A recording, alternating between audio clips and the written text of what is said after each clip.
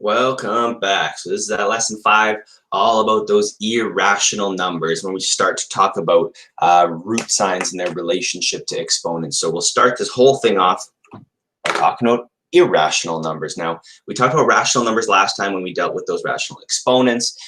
So an irrational number is a number that cannot be expressed in the form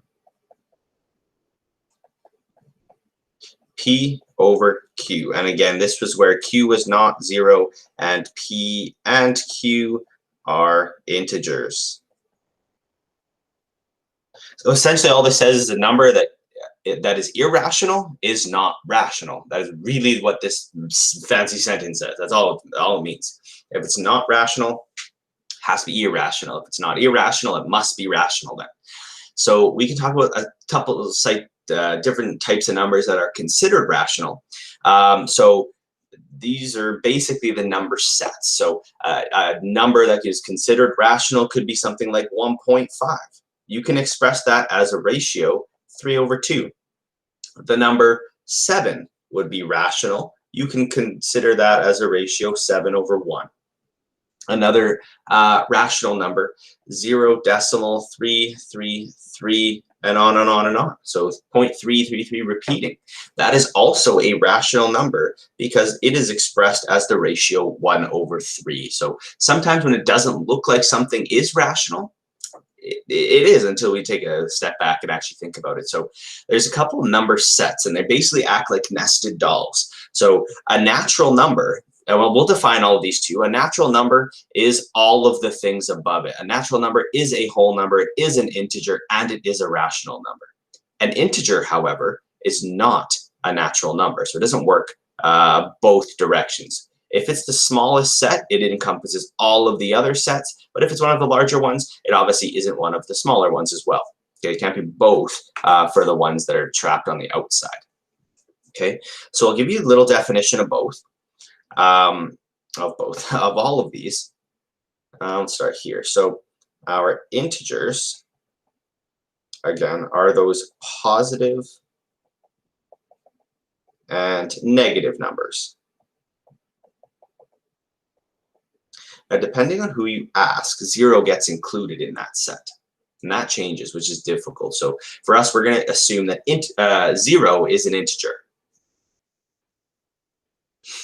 Okay, some people talk about the non-negative integers, and they include 0 in there as well. So there's a whole bunch of other stuff that comes along with it. So for us, let's assume that 0 is an integer. It just makes things a lot easier. Whole numbers are basically all of the whole numbers, but I have to start at 0. So 0, 1, 2, 3, so on and so on and so on. Okay, starting at 0, counting up. Your natural numbers are basically all of your counting numbers starting at 1. So basically just excludes 0. So 0 is not a natural number, but it is a whole number. 0 is also an integer. So this just makes this whole number system work. So everything that doesn't fall into one of these must be on the other side. It must be irrational. Okay, so there is your definitions of your number system. So we'll talk about a couple of these here. I won't do all of them. Again, for the sake of time, I'll leave them for you to try. And again, I'll put that fold out solution in that description box below. So we'll start out, we'll look at C. So I've got a big log decimal. It seems like it repeats forever. So if I look at them, it looks like I've got a pattern of 1, 7, 1, 7, 1, 7. But when I actually look a little closer, I can see that it's 0.717, and then 2 1s and then a 7, and then 3 1s and then a 7. So the pattern might say 4 1s and a 7, 5 1s and a 7, so on and so on and so on. But that can't be written as a fraction because that fraction can't account for all of the iterations of that pattern. So this one, irrational. So you might see this a couple ways. I think Q is the symbol for rational. And if it's not rational, it is the complement to that. So irrational. So Q with the bar. Okay, irrational, and then Q, rational. Saves us from writing the word. So for this one, C or C, irrational number. Can't be represented as a ratio. If I jump down to F, square root of negative 100. Now, that number doesn't even exist in the real number system because if I pull up my calculator here, if I try to take the square root of negative 100, you will see that it is a non-real answer. This is the real number system. There's nowhere for that to go in here. Okay, so this doesn't exist. So it's not rational, it's not irrational, it's not even in play. Okay, so that does not exist. Okay, for H, 0. Okay, we just talked about where 0 falls in that number system. 0 is a whole number, which means it must be rational. Okay, so that's a rational one. I. Now, I is talking about the number pi. So if I look back at that number system, pi is not an integer because it cannot be represented as a ratio. That's the one on your calculator that never ends. 3.1415926 and a whole bunch of other ones, which means it's also not a whole number. It's also not a natural number because it's not a counting number that starts at 1, right? Like pi is 3. So that one, irrational. Okay, very famous irrational number. Now for J, negative 3.75. That actually can be written as a ratio, and you can do it in a couple ways. I could say that this is negative 375 divided by 100. That is a perfectly acceptable way of writing this. And if you're unsure, negative 375 divide 100, and there's your 3.75 equivalent, right? So just by doing this, by moving that decimal 2 places over, we've actually shown that this is a rational number. Okay, so Q for rational.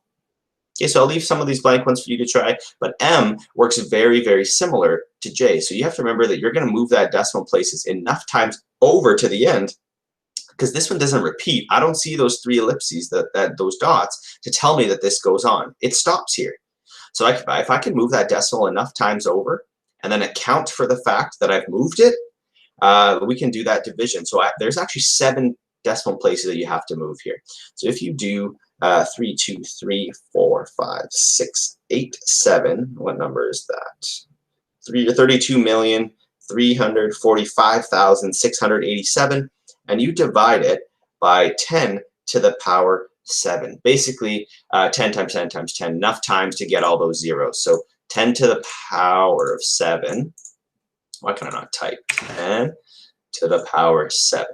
Okay, there's enough zeros for me. So if we do 3, 2, 3, 4, 5, 6, 8, 7, and we divide it by 10 to the power 7, there's our decimal exactly as we see it. So just by showing this fraction and ratio, this is a rational number. It can be written as a quotient or a ratio of 2 integers. Okay. Let's talk a little bit about radicals. So one of the most common forms of irrational numbers that you will see are radical numbers. All of the roots, cube roots, square roots, what you talked about before. Now there's different parts to a radical, which are laid out here for us. So the whole thing is called a radical. Okay, the stuff that's underneath that root sign or radical symbol is called the radicand. And the index is a little tiny number that tells us what type of root it is. So if it's a square root, my index is 2. We just don't ever write the little 2 here. It's one of those things in math that's assumed. Okay, so that's a square root. You could also have a cube root with a 3. That tells us the index, okay? Radicals can be rewritten as powers with exponential exponents. That's a weird way of saying that. We should say maybe rational exponents, I think. Let's change that. Rational exponents in the form. So here are the 2 ways that we could potentially see this. Okay, so 2 different ways in the middle, but this will always be the case. So your denominator of your rational exponent will always be your index. Okay, that will tell you always what type of root it is. The other number will stay attached. Okay, I prefer, honestly, to do it this way. The other way isn't incorrect. It's a personal preference, really. So I prefer to do it this way. So my denominator will stay as my index. The top number in that fraction will just follow the base. Just stays with it. You don't have to worry about putting it everywhere else. So we'll do a couple examples, and hopefully you will get used to this pattern. So we're going to rewrite these powers in radical form and in exponent form. That will take care of in the next one. So we'll write this radical in two different ways. So right now it's in exponential form. We're going to put it into radical form. So we need to figure out what our index is. Now it'll always be the denominator of your rational exponent. So this is a cube root. Okay. Your base will always become your radicand. And the other number in that rational exponent will just follow your base. Just keep it together. Okay, so there you go. Done. Now it's in radical form. Now we are asked to put it two ways. So what we'll do is actually take 40 and square it. So 40 squared. And there you go, 1600. So this is also equivalent to the cube root of 1600. So there you go. Now they are equivalent. If you think about, I think we'll do one here, hopefully that's a half. Yeah, we will do a square root in a second, so I'll save that for now.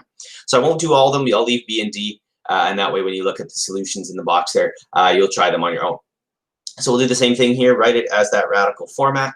So take what do we call this again? That's going to be our denominator. We're going to make it the index. So a square root, this example. So I'm not going to write a 2 here. It's assumed that it is a 2. Now the other two things, the base and the numerator, go together. Okay, so 3/5. Two ways, 3 to the power 5, 243. So that's the square root of 243. Okay. So now we're going to go backwards. We're going to take something that's in radical form, write it in exponential form. So I picked this one deliberately because if you look, they are the same. So we can see what happens when we go the other way. So the base of our power then is going to become what our radicand is. Okay, 3. And I'm going to have that 5 because we kept it attached. Now we are going to have a fraction. So here's the new part, because I have to account for the index of that root somewhere. And that's what goes on the bottom of the fraction. Okay, so that's the only change. Identical going from one to the other. Okay, for G, we can do the same thing. So let's keep the radicand to be our base with part of the fraction. So 6 to the power 5 just came out from under that root sign. Now our index just follows underneath. So there we go. Okay, so that's how we could do it in exponential form, taking a radical, going backwards. So if we actually try to evaluate some of these, let's see what happens. So we'll do 4 of them, and then we'll do a couple that have negative exponents as well. So let's take a look here. I've got base 4, exponent 1/2. Now, it's very difficult for us to do exponents that are fractions in our heads. So we're more accustomed to dealing with root signs. That's more along the speed of what we should be able to do. Exponents of 1/2 are just a little difficult to think about. So let's rewrite this into that radical form we just looked at. So my index will always be the denominator. So that means index of 2. So square root, and then 4 to the power 1 goes in the inside. So I'm not really going to write 4 to the power of 1. I'm just going to put 4. Now look at what just happened. We took something that had a power of 1/2 that was really gross, but we all know how to deal with a square root of 4. Really, that's a perfect square. This is 2.